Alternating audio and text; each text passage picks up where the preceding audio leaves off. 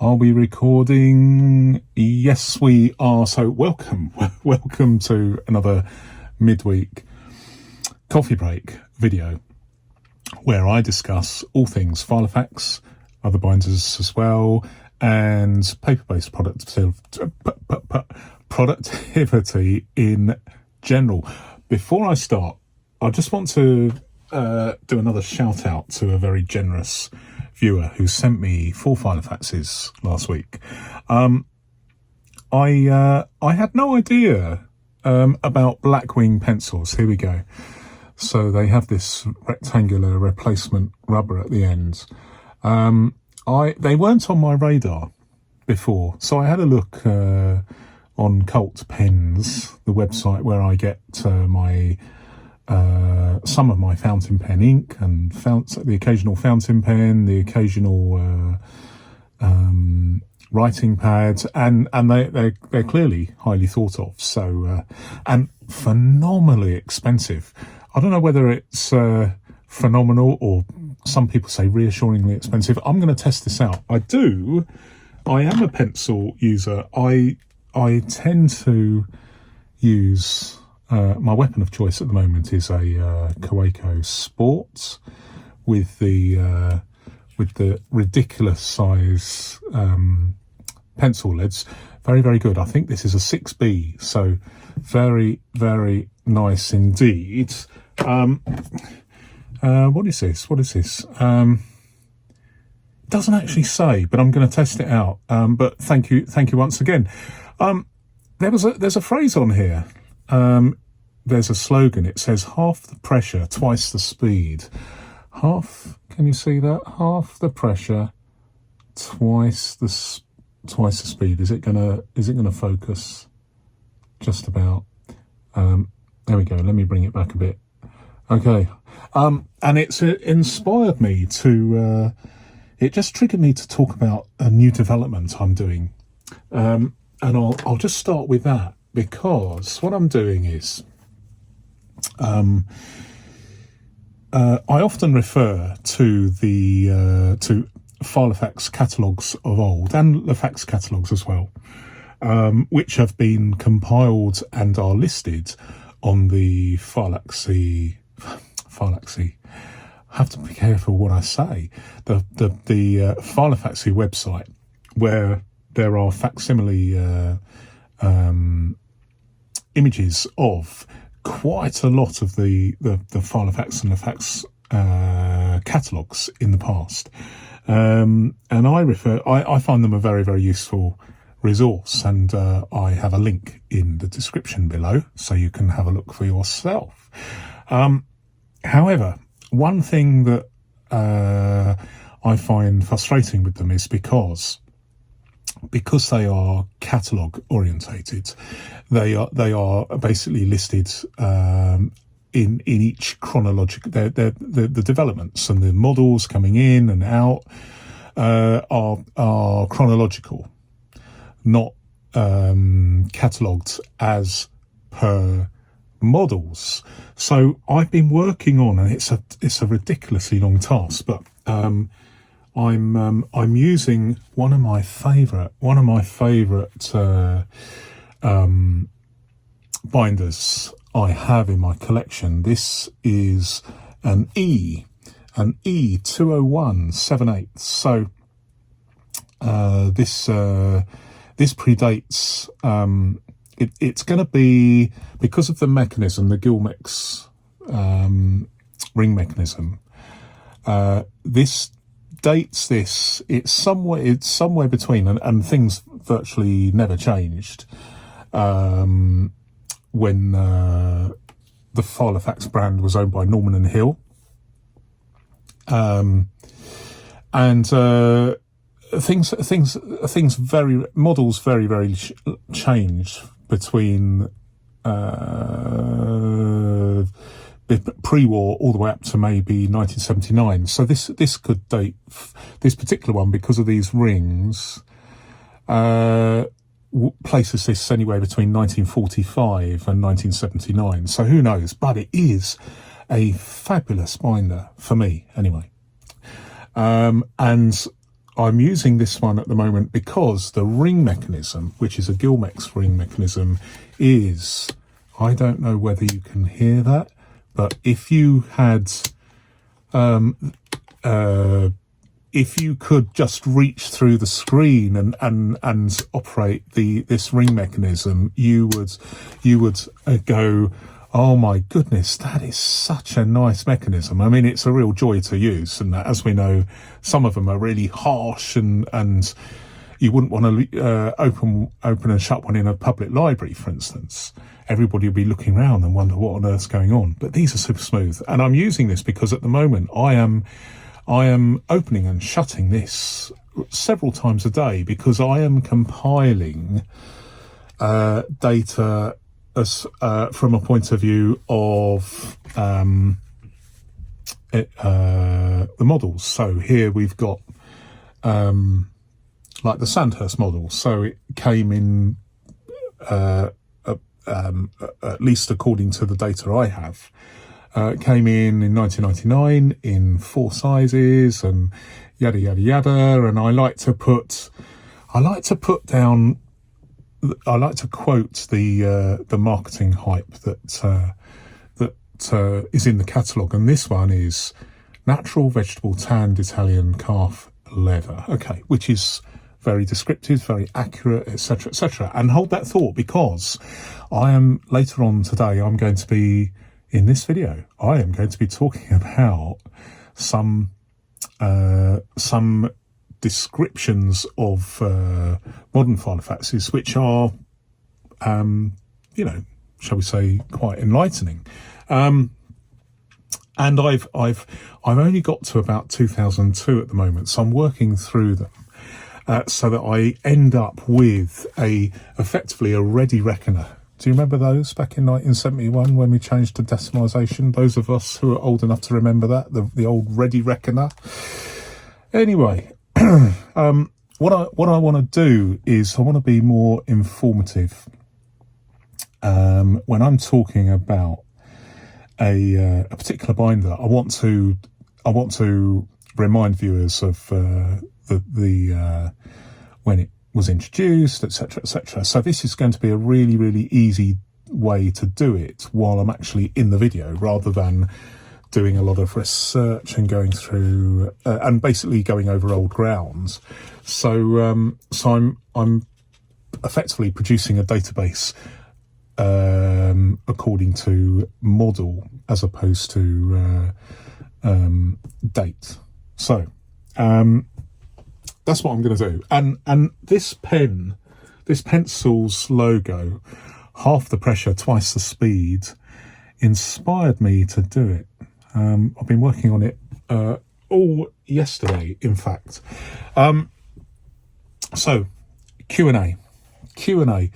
1, 2, 3, 4, 5. So five comments I want to comment on this week. Okay, the first one. These are all from viewers who've left comments to some of my videos recently. Okay, so first one. This viewer says, I consider, and this is this comment follows on from my discussion about the whole vintage thing and my definition of vintage, which I am. Oh, excuse me.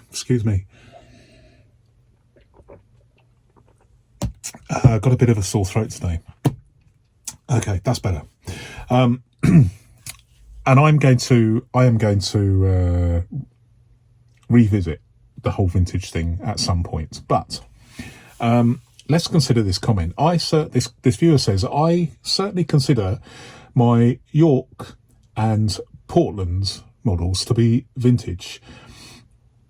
Let me have a look at this. Okay, so this will be the first thing. Let's see if this works as effectively. So York. Okay, when did the York first appear? Okay, so it first appeared in 1993, English made, and it was the same as a Sherwood. A Sherwood is effectively the model. This Sherwood I bought in 1993, brand new in W.H. Smith's, for £49.99, so roughly equivalent to £100 now. And it is sensational quality. The York is very, very similar to this, but a little bit more expensive. And it's made in tan calf leather. So that's definitely vintage. And this viewer mentions the Portlands. Well, the Portlands, let's have a look again, see when that came out, because I can never remember this. Okay, so Portlands, all sizes came out in 1996 or thereabouts. Now, they weren't English made. They definitely weren't English made, but my argument, which I've mentioned in a previous video, is I personally think that both from an age point of view and quality point of view, the Portland gets my vote. I would classify that as a, well, the way I mean, just to reiterate this, most people, if you disregard the people that advertise a domino. Have we got a domino here? No, we haven't got a domino. But if we ignore people on eBay that would, for instance, describe the domino as a vintage model, and we just get sensible about this, there are most people would regard English-made filofaxes as vintage, and so do I. Although one or two models I discount because just purely on quality, like the Piazza, the filofax Piazza, which was made in the UK, and yet it's absolutely appalling. Not the later Piazza, the original Piazza. Let me have a look, find out when that was made. 1998. Now, even though manufacturing had, I did a whole review on the filofax Piazza in a previous video about a year ago, just over a year ago. So have a look at that. But there was a strange situation where it's English made but came out in 1998. So I surmised that it had been knocking about in a warehouse, and then it had been originally made in the UK and then possibly brought into the open at some point. I don't know. Who knows? But there was a slight mystery there as to the fact that it's stamped made in England, and yet it came out, it was marketed and made available for sale in 1998. But notwithstanding that, it's a rubbish. I mean, I'm fairly conservative and kind, but shall we say that age hasn't done it any favours. And if you look at my video, then you'll see the reasons why I don't rate it as vintage, particularly if part of the whole vintage thing is quality. So a combination of age and quality. But this reader agrees with me that they also consider their Portland's model as a vintage model. Okay.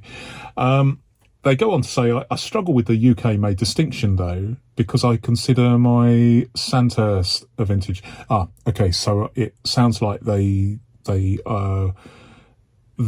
perception is the Portland's was made in the UK, which it wasn't, but it's an easy mistake to make, because it's seriously good quality. The Sandhurst, I believe it's made in Italy. Is it made in Italy, or is it just Italian leather? Let's have a look. Sandhurst came out in 1999, so not English made. Natural vegetable tanned Italian calf leather, but who knows where it was made? But certainly it's made of that Italian calf leather that some people like, some people loathe, but I'm on the fence about that. But it certainly has credentials to be vintage. Certainly potentially over 20 years old. Okay, next comment. Today got the minimalist concept you went after. Oh no, sorry, not today. Oh dear, I need more glasses. Totally got the minimalist concept you went after. This was in response to a video I did a few weeks ago on minimalism. Loving how practical it is. You are using all sorts of paper coming your way. I love using all sorts of paper as well, and really enjoy the tactile experience of it. Now, people will know that I even use cut out bits of blank paper, particularly for my EDC, which is the smallest filofax ever made, the Guildford Mini Extra Slim. Even bits of junk mail, envelopes. I use all sorts of paper in here, and this tactile experience. So this is another viewer. This is a viewer that's enjoying the tactile experience of it, i.e., different types of paper. And I totally agree with that, because every time I use some paper that would otherwise be thrown away to do a useful paper-based function, I'm not saying it's like the thrill of the century or anything, but there is a certain satisfaction in minimizing your paper use. And I do use a lot of more paper than most, because I'm a paper-based productivity kind of guy. So I'm well aware that I am using more than the average number of sheets of paper over a year. But I do find that it's a tactile experience, notwithstanding the fact that, to be honest, the different paper has a different sort of tactile quality when you write with pencil or pen or fountain pen.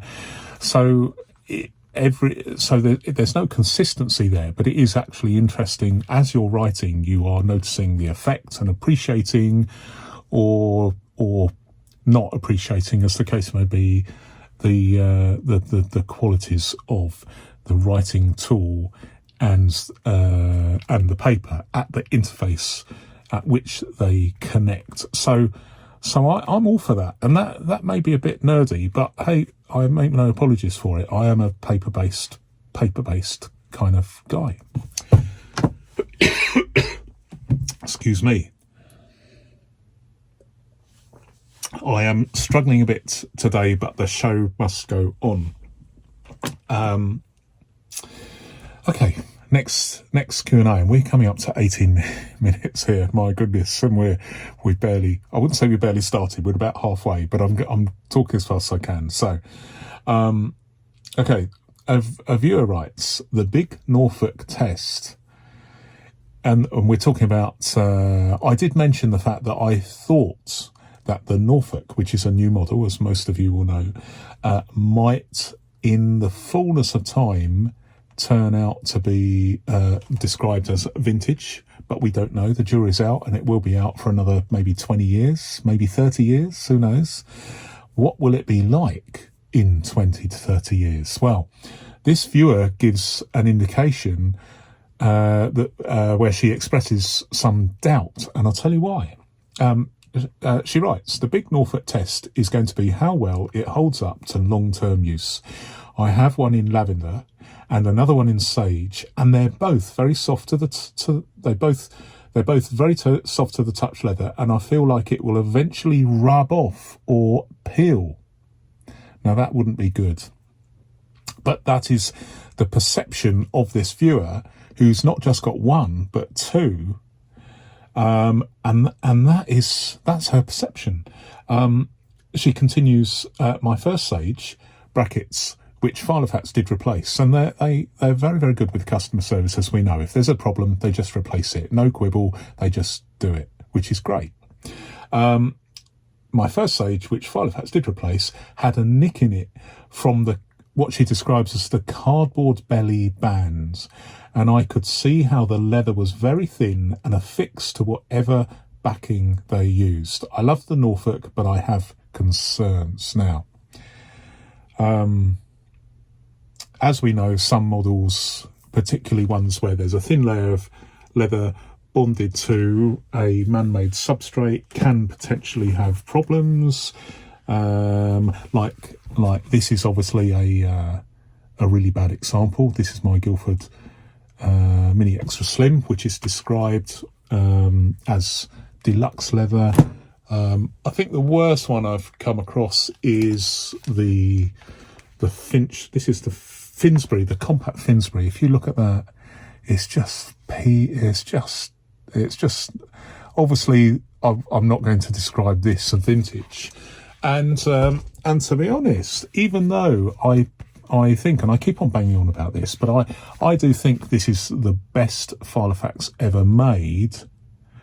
It's from an aesthetic point of view, from a working tool point of view, this scores 10 out of 10. From an aesthetics point of view, I would not be giving it 10 out of 10, but I can live with this simply because the form factor is unbeatable for me.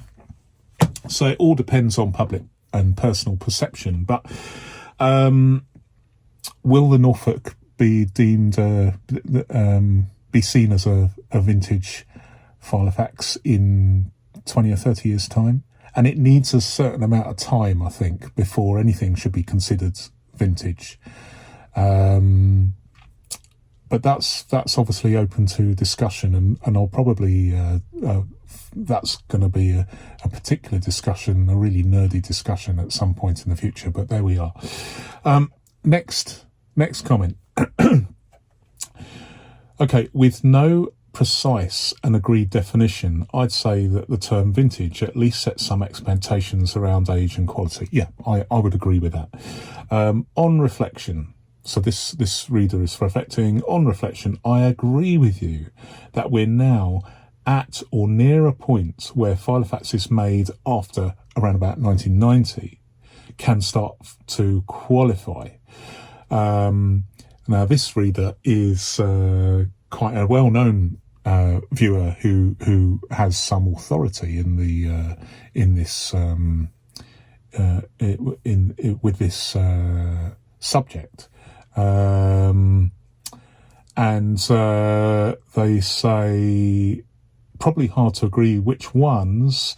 I'd put the Sandhurst in there, for example. Okay, so fair enough. I haven't got a Sandhurst, but I'm inclined to agree with this gentleman about that. High quality models currently in production, such as the Heritage, will probably have to wait a few more years though. And yes, I agree with that as well. There is, in social media right now, there's someone that's a little disappointed with the cracking of the leather on the inside of her particular Heritage model, and there are other people saying that they haven't experienced this before. So it is a law of averages. I mean, we might, you just don't know whether usage or storage is the predominant factor in determining whether the leather cracks in a filofax, or whether it is symptomatic of a particular model because of some production error or poor choice of leather or whatever. But time will tell. So I totally agree with what this gentleman is saying. Next comment. I'm finding an advert appearing nearly every time I skip forward on any video on YouTube. I don't mind adverts on a free service, but I feel it's getting a bit much now. That said, these videos are fab. So thank you very much for your commendation about my videos. I really appreciate that. It's I'm doing this because it's because I'm limited to what I can do in life now, and I'm now kind of retired due to ill health. But I am, when it comes to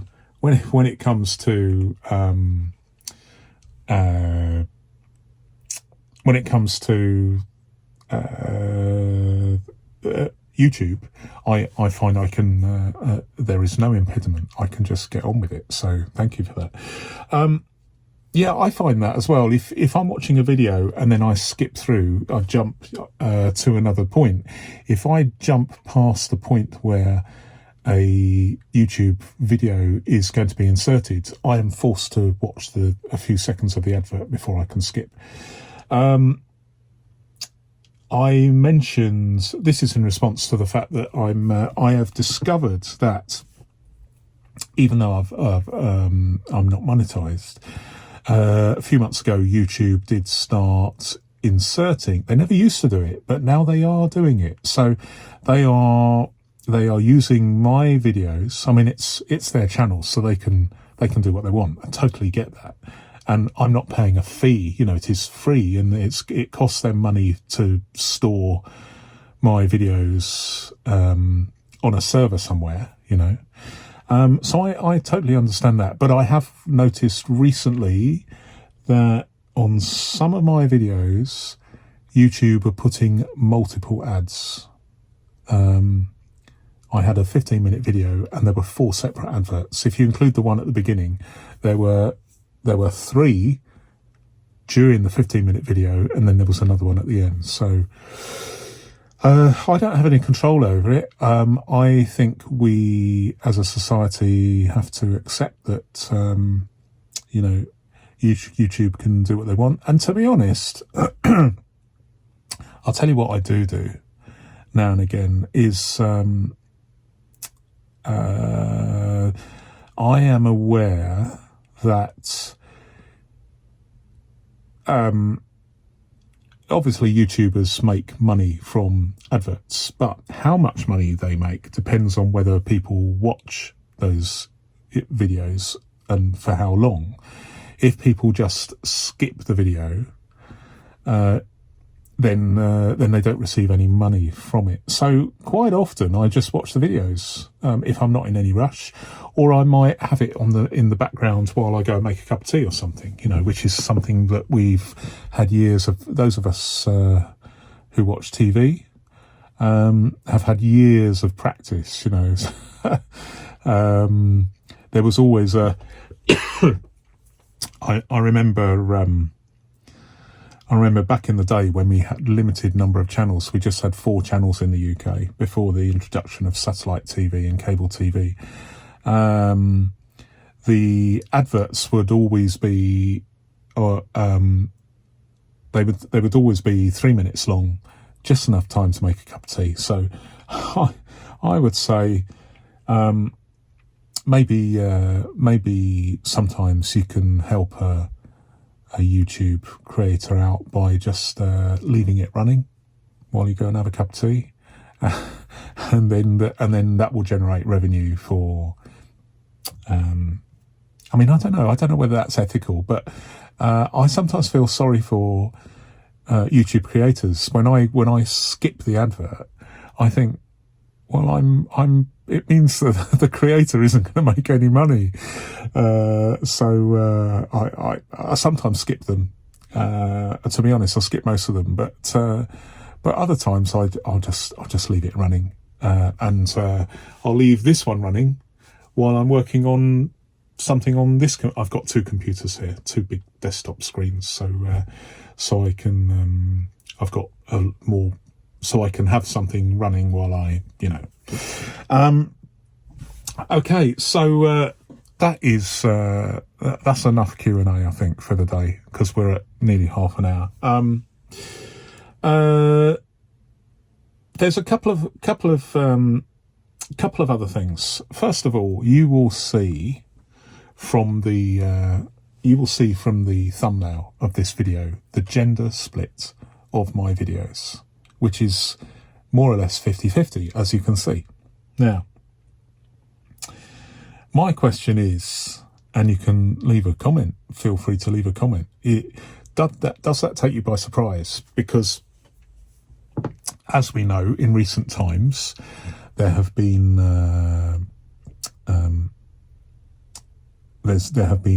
various marketing campaigns by filo-fax that are aimed at female consumers predominantly, and yet my stats show 50-50 split, and I wonder, that took me by surprise as well.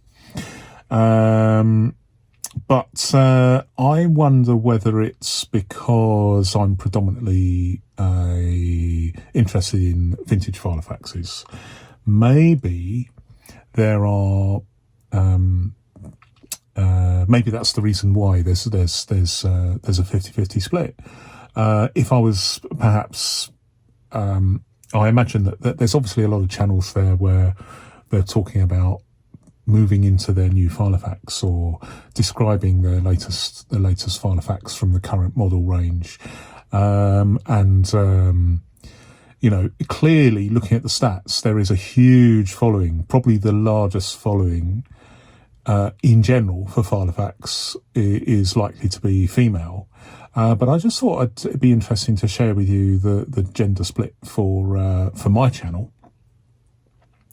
And that gender split is over the last 12 months, which is remarkably similar, So I just thought I'd share that with you and see whether you had any comments to make. And finally, let me read something to you. You remember at the beginning of this video, I was talking about the descriptions. I like to have a look at the descriptions that are in the catalogues, the filofax catalogues, back in the day. Well, this is the description pertaining to the new Eco range on the filofax website. And it says, and I'll just quote it verbatim. Embrace mindful living with this A5 organizer and the Eco Essential collection, including sustainable features such as covers made with vegan 100% cellulose fibre material and a week on 2 pages eco diary printed with soy ink on FSC certified recycled paper. This sustainable stationery range invites you to give back to Mother Earth. Well, all very, very credible. I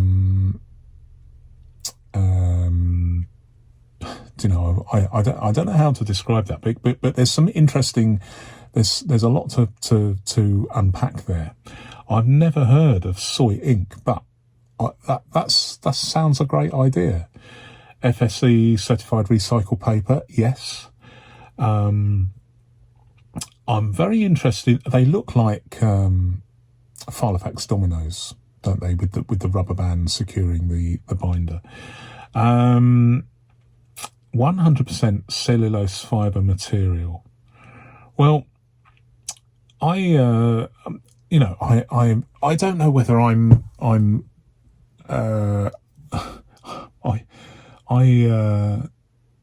don't know what to make of this thing about giving back to Mother Earth, or would I be embracing mindful living if I bought another filofax? To be honest, I love the credentials. I love the eco credentials. I'm not a fan of the domino style with the rubber band, although I do own one for demonstration purposes and evaluation purposes. Where is it? Let me have a look. I've got it somewhere. Yeah. Okay, here it is. So this is my domino. It's clear I don't think this is obviously ever going to be a vintage filofax, but this is a domino that's a few years old. It's pretty. It's seen better days, but I mean it's still functional. I would say though that from a point of view of eco-friendliness, this is my take. and this is my point, and that is, if you if you don't own a filofax, then yes, great, go for a filofax that has some eco credentials built into it, as previously mentioned. I think the eco-friendly marketing is a really good idea. But just take this. So this pocket domino here. Okay, it might be in appalling condition, but it's still very functional.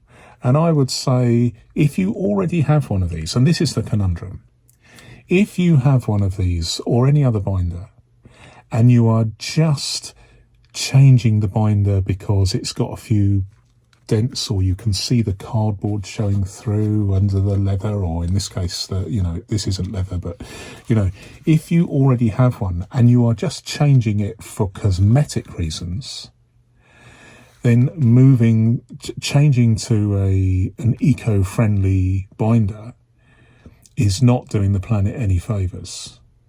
So really, this should own this marketing, any marketing from an eco-friendly point of view, for a product that potentially could last 100 years. I mean, it obviously depends on these rings as to these are a bit naff. You listen to this, not great, but workable. This could last. This could be around. My great grandchildren could be using this in 100 years' time, and it's far better to use a binder for 100 years than buy an eco-friendly, in inverted commas, binder every few years, every 3 or 4 years, potentially on the strength of the fact that it is eco-friendly. So I'm just putting it out there. One thing I did do is I do find the whole eco thing very interesting. So when this this new eco, I think it's called Eco Essentials, when this new range came out, I emailed filofax asking for more details about about carbon footprints. And I wasn't rude. I wasn't, I was trying to be, a job's worth on this, but I am genuinely interested in it. Interestingly, I have not received any reply, and it's the first time. I mean, I just maybe contact them every now and again, maybe 2 or 3 times a year.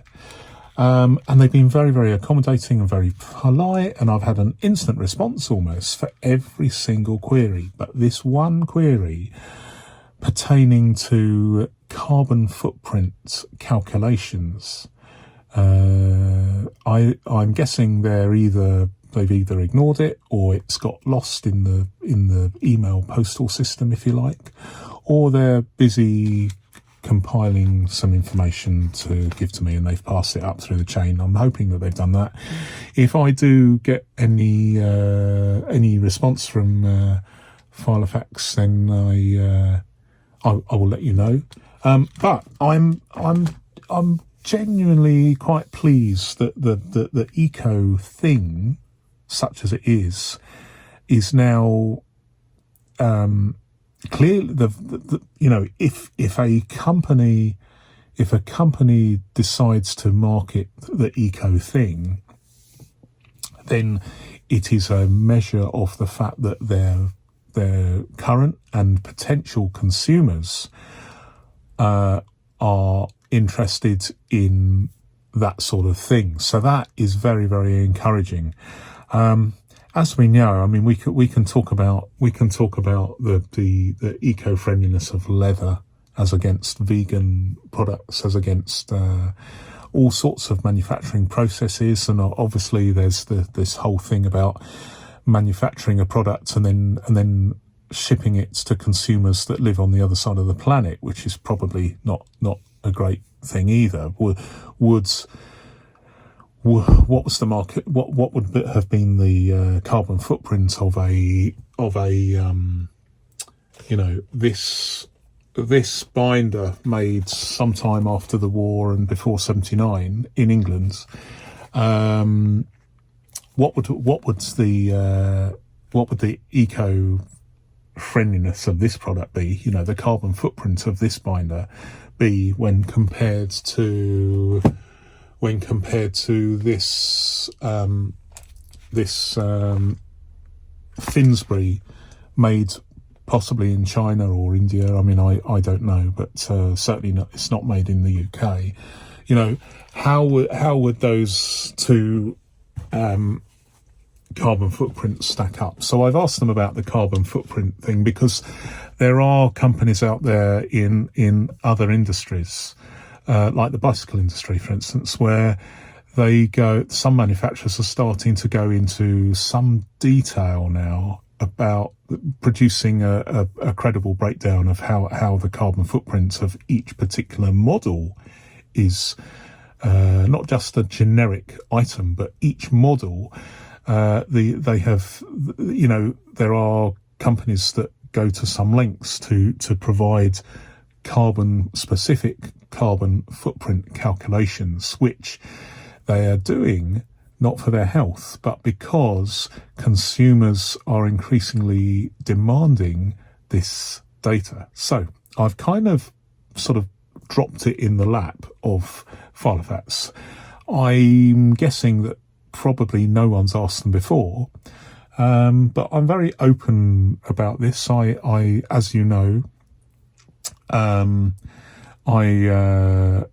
think I'm a big fan of filofax as a company, but I don't pull my punches either. I think I'm very, very fair to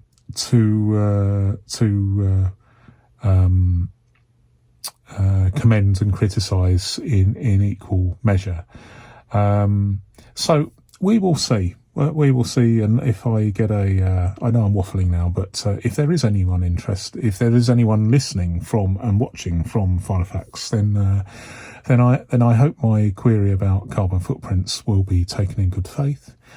I'm not going to push the point, but if they don't give me any information, but it's certainly something that consumers are, in my opinion, but I'm not the only one. The calculations of the carbon footprint of models is something that consumers, I suspect, will become increasingly interested in knowing, so they can make an informed decision. So I'll leave it there. It's 45 minutes. I reckon that if you pause it to have a coffee, and then you could use this 45 minutes to have several coffee breaks. I do apologise, but it is what it is. So thank you very much for watching, as always, and until next time. Just going to move over here because I've got another video for you there. And if you want to subscribe down here by clicking the link, I'd appreciate that. That's a shameless plug, but it is what it is. And I will see you next time. Okay, thank you.